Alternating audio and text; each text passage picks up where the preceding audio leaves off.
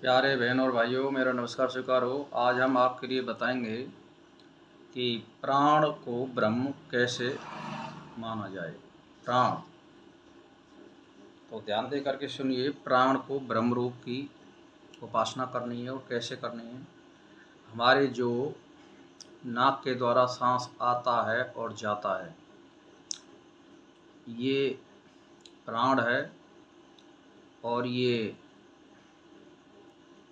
हृदय से होता हुआ ये नाभि पर्यंत जाता है और फिर सारे शरीर में व्याप्त हो जाता है।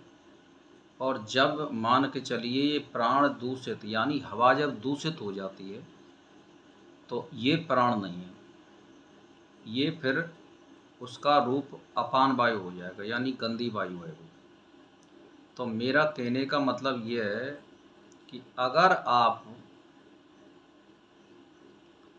प्राण की उपासना करना चाहते हैं तो एक तो पहली बात ये है कि हमें पर्यावरण, हमें अपने वातावरण का विशेष ध्यान रखना होगा। ये हमारी पूजा है। जैसे वायुमंडल में किसी प्रकार की गंदगी ना फैलाना।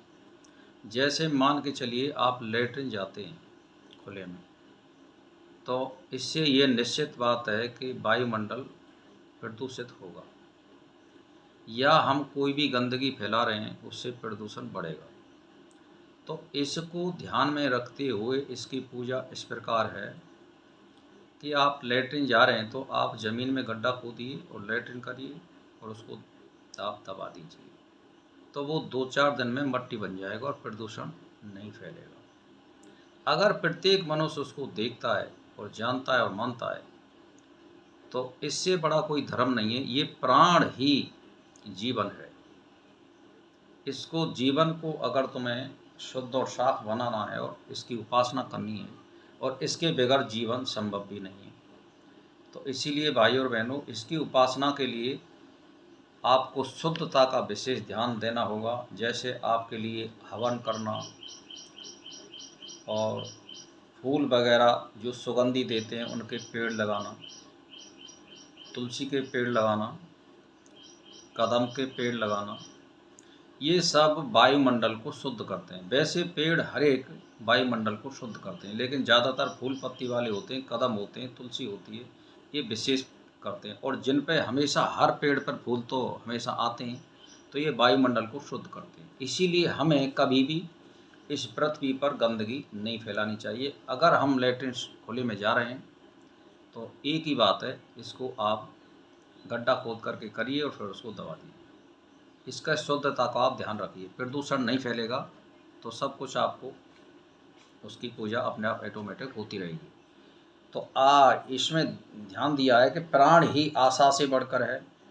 जिस प्रकार रथ चक्र की नाभि में अरे समर्पित होते हैं, उसी प्रकार इस प्राण में सारा जगत समर्पित है। प्राण यानी अपनी शक्ति के द्वारा गमन करता है। प्राण प्राण को देता है, यानी ये जो हवा है, हमारे प्राण यानी शरीर की शक्ति को संचालन कर रहा है ब्रह्म, इसके द्वारा हमें प्रवेश कर रहा है परब्रह्म परमात्मा। अगर इसको हम दूषित कर देंगे ना, जैसे मान के चलिए कोई कुएं में जहरीली गैस है, तो वो प्राण शक्ति है, उसको निष्क्रिय कर दिया, इसलिए हम बच नहीं पाते, इसलिए ख़त्म हो जाते हैं। तो इसकी शुद्धता का विशेष ध्यान रखना है। प्राण ही पिता है, प्राण ही माता है, प्राण ही भाई और बहन है, यानी जितने मनुष्य प्राणी हैं ये सब प्राण में है।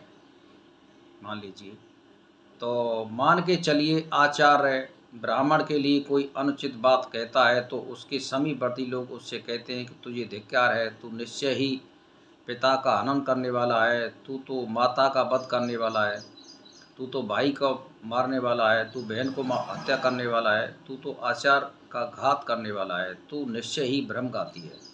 जिसके प्राण उत्क्रमण कर गए हैं, उन पिता आदि ये प्राणहीन शरीर को यदि तुम शूल से एकत्रित और छिन्न भिन्न करके जला दें तो भी उससे तू पिता की हत्या करने वाला है।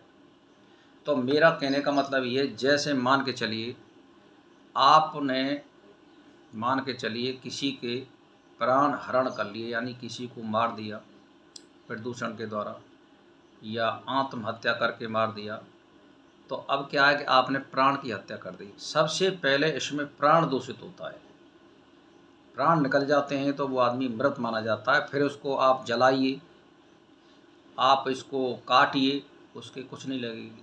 तो शक्ति कहाँ गई हमारी? प्राण के द्वारा निकल गई। तो इसमें बात यह है कि जैसे बहन का हत्यारा पिता का, माता का, गुरु का, सबका वो हत्यारा कहलाता है। भ्रम गाती है, ऐसा कुछ नहीं। कहते प्राण ही ये सब पिता आदि है, जो इस प्रकार करने वाला है, इस प्रकार चिंतन करने वाला है। यानी जैसे भाई बहन को मारने वाला या कुछ मारने वाला, ये नहीं होता है। आप प्राण घाती हैं, आप प्राण की हत्या कर रहे हैं, इसका मतलब ये हुआ, यानी ब्रह्म की हत्या कर रहे हैं।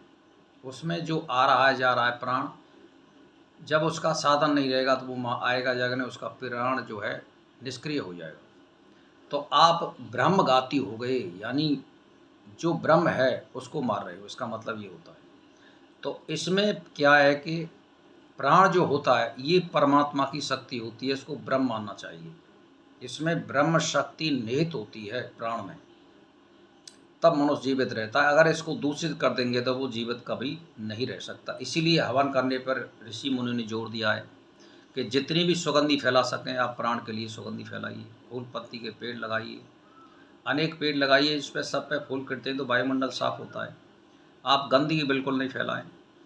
तो मेरा कहने का मतलब यह है कि प्राण ही ब्रह्म है, और ब्रह्म हमारे शरीर में प्राण के द्वारा आता और जाता है, जिससे हमारी शक्ति का संचालन कर रहा है। प्राण कहते हैं शक्ति को। अगर ये शक्ति हमारे से संपर्क काट देगी तो हम जीवित नहीं रह सकते। इसलिए भाई और बहनों, अब है इससे ऊपर सत्य।